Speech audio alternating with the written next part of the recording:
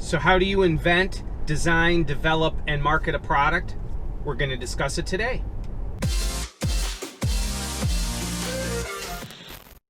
Hey guys, good morning. Welcome back to the channel. Sorry if the sun glare is bothering you. My name is Matt and this is Tech Forum. If you're new to the channel, welcome. If you've never watched before and you're wondering, why am I talking to you about inventions from my car? Well, this channel is primarily devoted to EV ownership, living the EV life, and primarily life with my 2018 long-range rear-wheel drive Tesla Model 3. I'm just shy of 80,000 miles on this car, and so I give my my experience in ownership of this car. Now, today's video is regarding inventing things, and I'm going to use my screen mount kit as an example. So specifically, I do in-home appliance repair for a living. So why would you want to listen to anything I have to say regarding inventing and marketing products when I don't derive my primary income from that? Well, a couple things. First off, a lot of people don't realize this, but the vast majority of inventions never really strike it big. Most inventions are made in small quantities, and this is part of the reason that a lot of people don't know that, is that small quantity inventions people don't know about. Anyone that doesn't have a Tesla would know nothing about my adjustable screen mount kit that I make, or anything else for the car for that matter. In fact, most people that own a Tesla don't know anything about any upgrades available for it. So it's a lot of people don't seem to realize that inventions aren't the paper clip or the wheel. I mean, there are certain inventions that people think of when you say, oh, something was invented and marketed. People automatically assume, oh, well, they must be talking about something that was invented and has been sold by the millions or hundreds of millions or billions of items. But the majority of inventions are just small boutique items that are sold through mom and pop shops, and that's what I do. So again, I do appliance repair. I've been doing it for 27, 28 years now, and had some experience in it even before that. So that's my main income stream. But going back about, well, I'd say 15 years ago, I began inventing and marketing things. And now, would I like to have one of my inventions go huge and become my primary income? I don't know, honestly. I've never had an idea that was big enough for that. But I enjoy seeing an idea that I have be developed, debugged, and production worked out, and see customers show an interest in it enough that they're willing to purchase it, use it, and give me feedback about it. So, and then obviously to make a few dollars on each sale is a blessing as well. So I wanted to explain to you guys what it takes to, and this is just a 30,000 foot view. This could take theoretically hours to explain everything, but I just want to give you an overview of what it takes to invent and market an item, and then I'll give you the example of what I went through developing and marketing my adjustable Model 3 adjustable screen mount kit. And just a quick, real quick background. I 15 years ago began designing and marketing RC helicopter upgrade parts. I purchased my first what they call pod and boom helicopter, single main rotor with a tail and a tail rotor, typical Bell helicopter that you would see, life flight helicopter, that type of layout. The four rotor drones had not been invented at the time. So I bought my first pod and boom helicopter, assembled it, learned how to fly it in my living room. It had a 26-inch, 28-inch, something like that, blade span, and I learned to fly it in my living room during a rainstorm at night. That was a little hair-raising. But it became very rapidly apparent that that helicopter had some very subpar components on it, and so I set to work inventing parts that would upgrade that helicopter and improve its performance, and eventually that became it was about $9,000 a month of gross sales, and I had a partner, and we were pushing to make it big time. And then the Chinese market broke in and really began to take over the market, and then also drones became a thing, and so pod and boom helicopters went down. At that point, I got into developing and marketing electric bicycle drive units, very high-end e-bike drive units. I still dabble in that just a little bit. And then now I do these Model 3 adjustable screen mount kits. And everything that I've invented and have marketed has been a real blessing from a financial standpoint and just a creative outlet for me. So what does it take to market something? First, you need a market. You need a product and a market. So necessity is the mother of invention, as they say. So you need to find a niche and fill it, or create a niche. So there has to be a reason somebody's willing to purchase something from you. And it could be for a functional reason, aesthetics. There's just a lot of reasons why people purchase anything that's marketed. Go on Etsy or any of these sites that people market things that they make. If people are buying it, there's a market for it. The question is, how big a market and how much profit is there per sale, and that will dictate how much you're going to earn on it. But then to tap into that market requires marketing.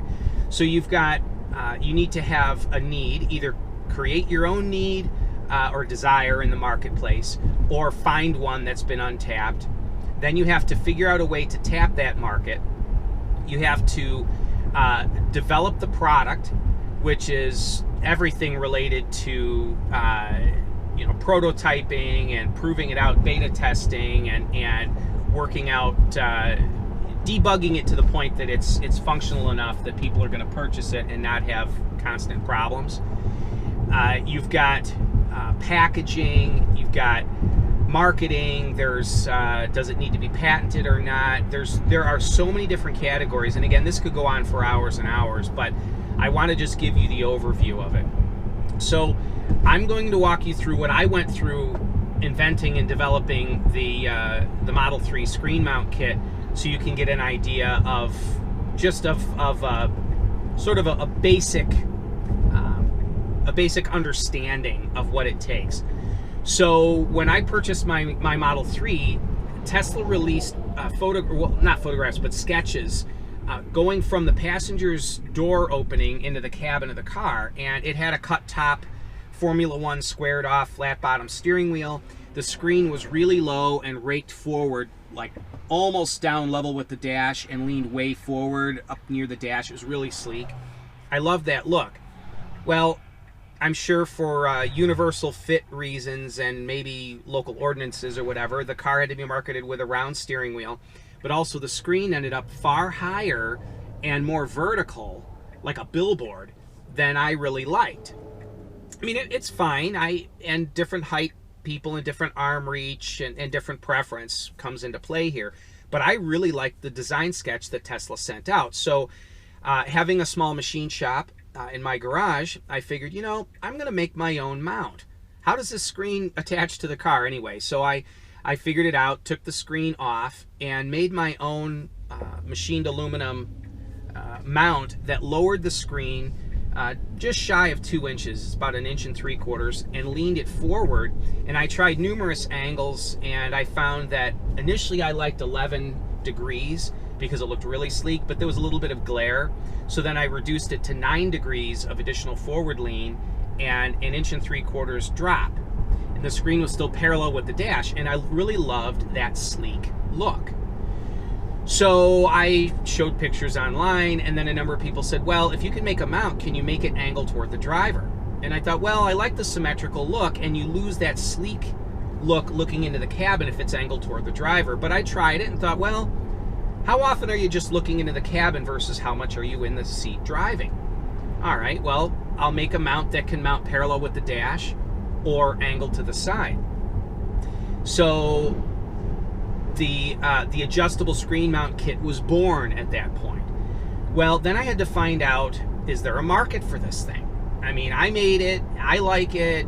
Are there 3 people in the world interested in it, or are there 30,000 that are interested in it? I didn't know. So I made it available and to my viewers and began taking pre-orders.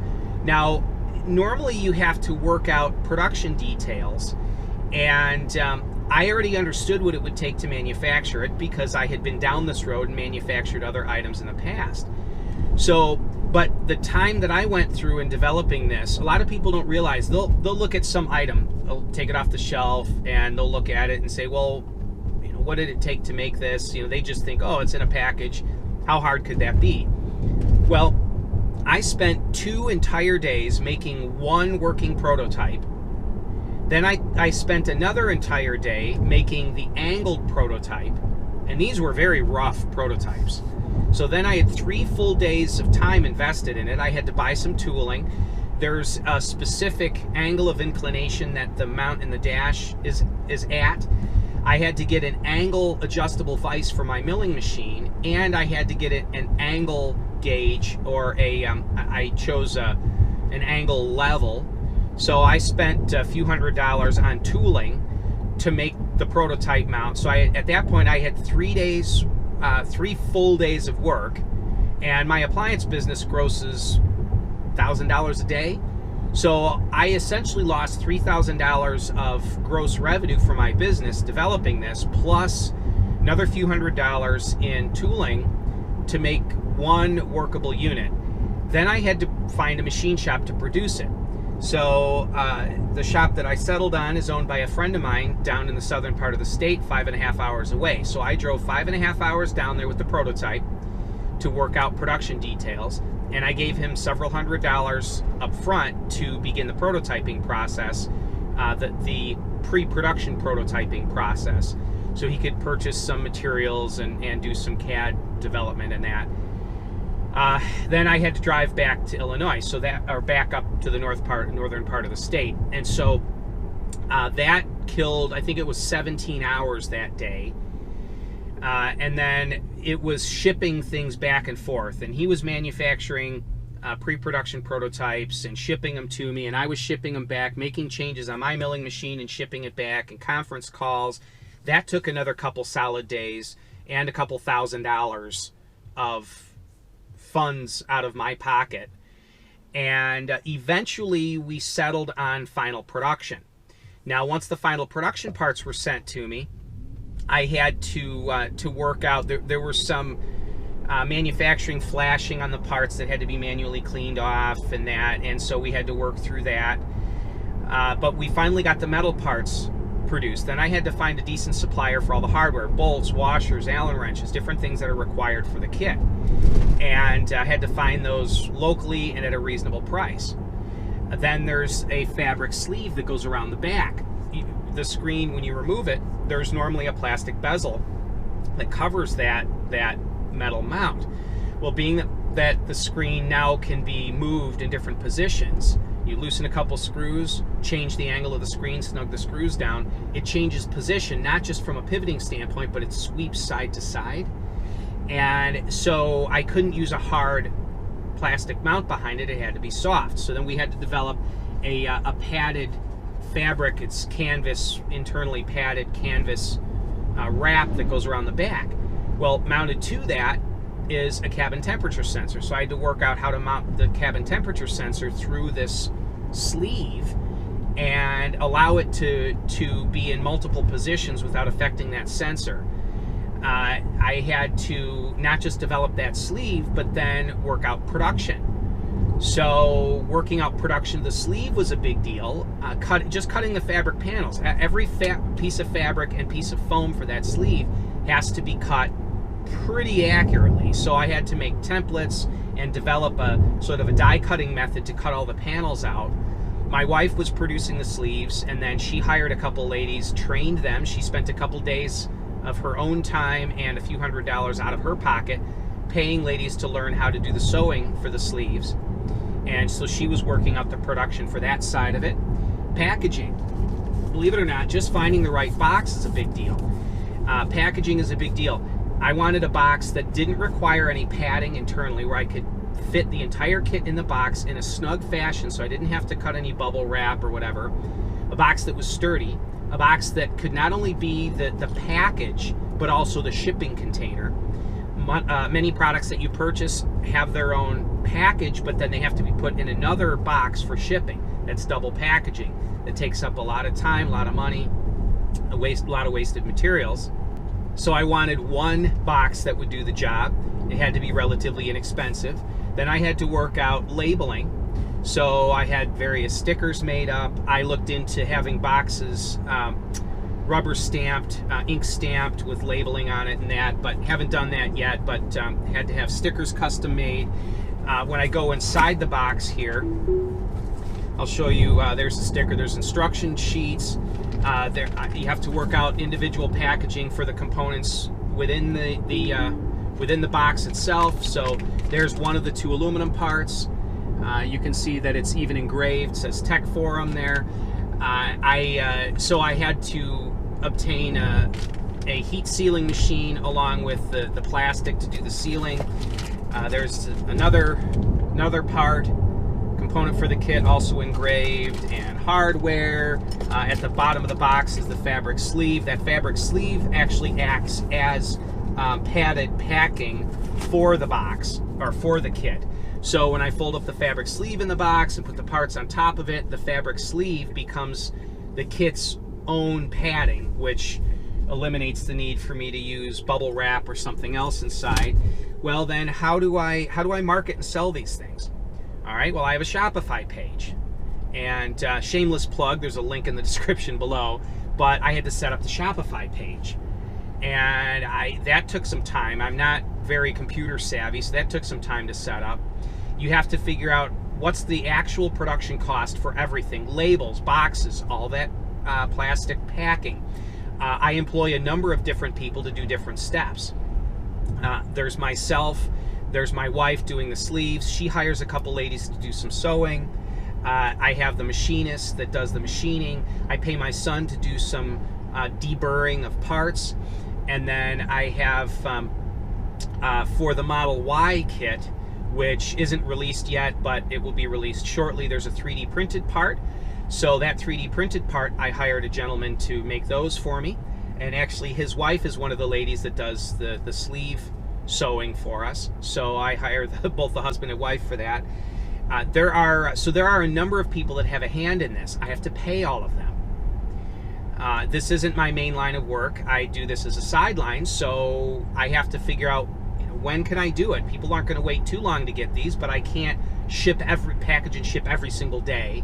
So what would be acceptable? Once you figure out production cost, you have to figure out also what the market will bear. What price point will the market bear? The cheaper something is, generally the more you will sell. But there's also a sense that people have of, if it's cheap, it must be cheap in quality. And having parts CNC machined out of billet aluminum is not inexpensive to do. It's a boutique item. It costs a lot to hire a machine shop to do this for me. So, how low can I make the price and still make a reasonable profit to make it worth my while? What will the market bear from a cost standpoint? Also, if you lower the price too far and increase the volume, you also increase your risk exposure and your customer service time invested. So I would personally rather sell a bunch of $200 or $300 items, well, a couple hundred $200 or $300 items, than to sell a few thousand items that were $10 a piece. Because if I'm only selling a few hundred of something, I only have a few hundred potential customer service questions to answer via email or whatever. If you're selling thousands, now you need a customer service person to field all of those questions. So I have this YouTube channel, and I've been able to market, do promotion of it through the YouTube channel. Many people don't have that, so you have to figure out, how are you going to market this? The RC helicopter stuff I made and the electric bicycle products, I just marketed through online forums. Well, that takes time. Now I'm on that forum, every single day, 25 posts a day, answering questions, posting pictures of new products I'm making or whatever. And there is a lot, a lot that goes into this. A lot. So you know, people will complain, whether it be my kit or some other item, you know, why is this so expensive? It's ridiculous. Well, you don't just have the, you know, what does a block of aluminum cost? Well, it's not the block of aluminum, it's the machining time, it's the research time, the development time. There's all of those things, and it's true with every single product. So my advice to anybody, if you've got an idea and you want to market it, don't be afraid to do it. Don't be afraid to do it, but be realistic about it. Number one, the odds of inventing something and seeing it go big are very, very slim. But that shouldn't dissuade you from doing it, right? A lot of people watch the Shark Tank show or whatever, and they go, oh, well, it's, you know, these people are making, you know, $8 million a year in sales or whatever. Well, that's really, really rare, actually. The vast majority of inventions, you just sell a few. You sell enough to either support your family, like a normal salary, or not even that. For us, we make enough that we bought our Mini Cooper with it. A lot of my Tesla Model 3 is covered by YouTube channel revenue and making the screen mount kits and that kind of thing. So we pay for vacations and, you know, cell phones, whatever. We buy extras with the money from the things I invent. It's not enough revenue to support our family, but appliance repair is enough to support our family, but not necessarily enough to have a more comfortable life. So we use the second business, inventing things, to support a more comfortable life. And so if you want to invent something, again, you have to make sure there's a market for it. You have to work out a prototype. You need to demonstrate that prototype is reliable and the quality looks good. You have to work out, you know, production and packaging and marketing. You have to make sure that the production cost, that there's enough profit in it to make it worthwhile. Most people will say that you need a 2.5 times markup. So if an item costs $10 to make, it should retail for $25, because you're going to not think about all the time or whatever. I mean, just me driving to the post office, I have a box of screen mount kits behind the seat here to go to the post office and be shipped. Well, I had to label them and package them. I have to drive them to the post office, drop them off, and all that. That takes time. Time is money. And so there's that to be figured in. There's going to be things like, now I have a distributor. RPM Tesla is stocking the kits. I sell them through my site. They sell them through their website as well. I need to make sure that they can have enough markup to make it worth their while, and I can still have enough markup above production cost that is worth my time to fill in order to them. So again, 2.5 times. So if you want to market leather belts and they cost you a total of $15 to make, well, it should probably sell for maybe 40 bucks. If you're not putting a lot of time into it yourself. If you're putting manual labor into it, you have to factor your labor time in on top of that. Does it need to be patented? What I've found is the things that I make, a patent is only as good or as useful as the amount of money that you have to defend that patent. Also, applying for a patent and getting it to go through takes a lot of time. So I typically come up with an idea, and I know that by the time I pay for a patent, the market will have dried up, and or any profit I would have made would be gone in paying for legal fees and that for the patent. So, but for other people, a patent is very, very necessary. So there's all these things that swirl around.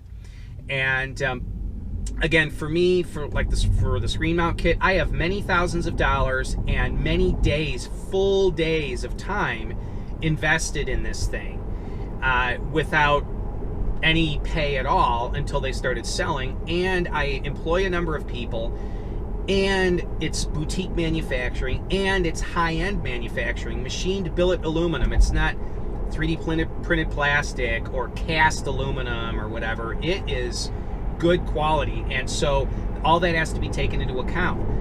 Jewelry, rings and that are small but expensive. Why? The materials and the skill that it took to make it. So anyway, those are my thoughts for the day. Again, this discussion could go on theoretically for many, many hours. There's so much more to this than I really can easily explain to you guys. But this is just a 30,000 foot overview. If you guys have an interest in hearing more about this, I'm more than happy to dig deeper and shoot a couple more videos on it. But I just wanted you guys to understand what goes into this kind of thing. If you have an idea and you want to invent and market something, go for it, man. Go for it. It is a great journey. It's a wonderful creative outlet, and you can make a few bucks on it. But just be realistic and recognize it may go big, but it probably won't. Oh, that's another thing too. You also always need to have an exit strategy, and you need to have a what-if plan, which I've put in place for everything I've invented. What if this thing takes off?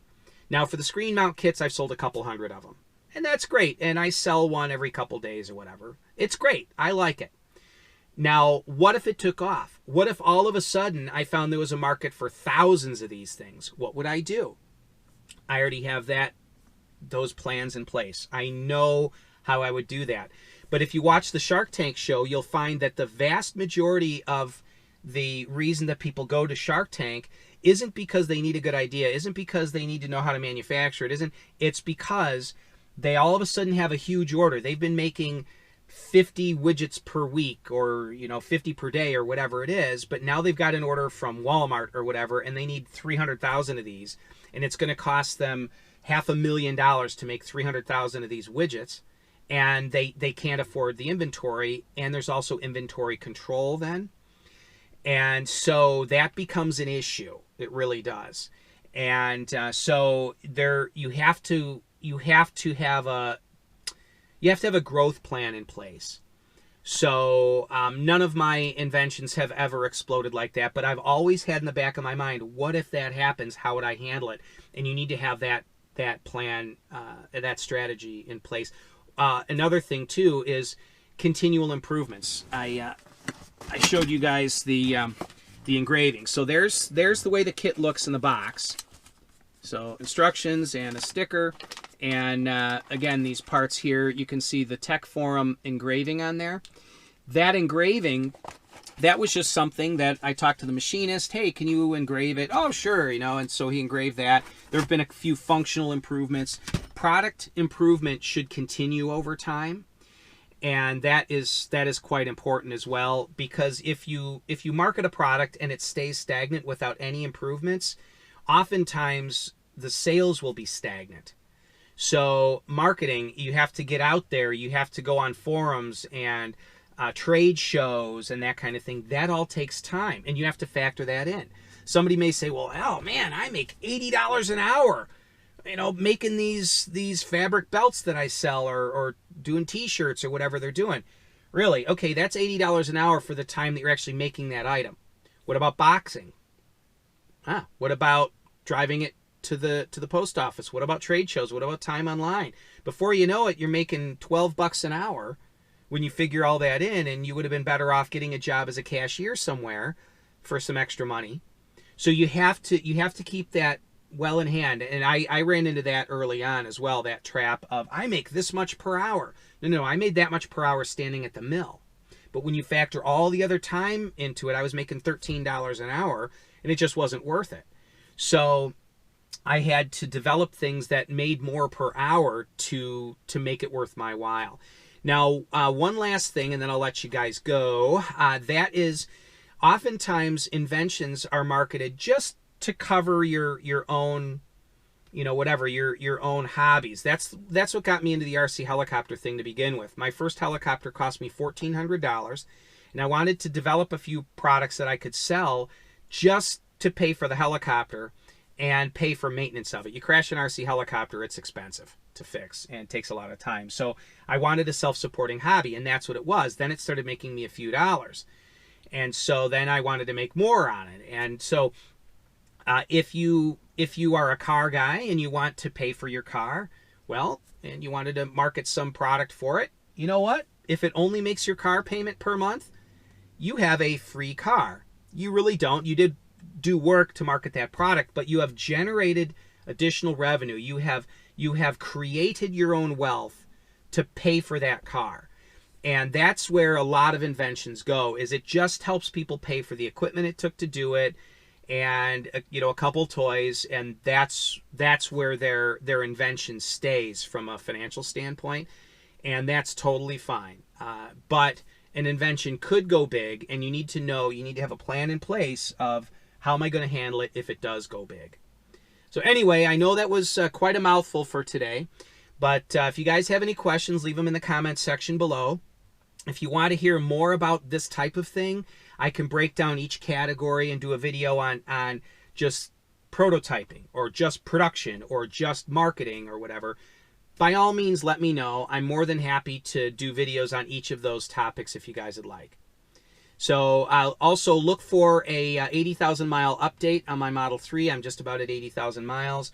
Also, I have some big news coming up about screen mount kits over the next month or so. There's going to be some interesting stuff coming up there.